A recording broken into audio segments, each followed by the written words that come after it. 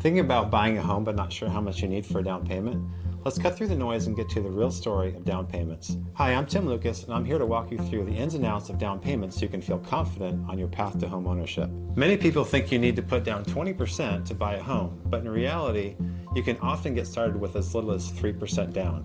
The 20% down payment myth is a common misconception that often stops people from exploring their options. A 20% down payment does help you avoid private mortgage insurance or PMI, but many buyers decide that paying a smaller down payment, even with PMI, makes sense for their budget.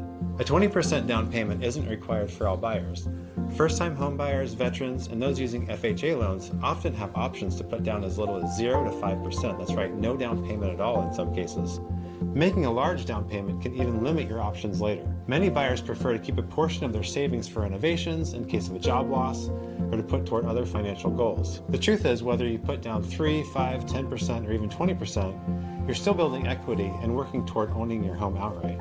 A smaller down payment simply helps you get started sooner. This means you can start building equity faster.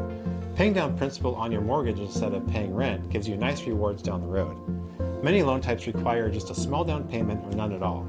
The VA home loan for veterans requires 0 down. FHA loans need just 3.5% down. Local assistance programs can provide help toward your down payment if one is needed. Here are a few quick tips. Set a savings goal, consider automating your savings, and talk to a mortgage expert about the best loan options for you. Buying a home doesn't have to be complicated.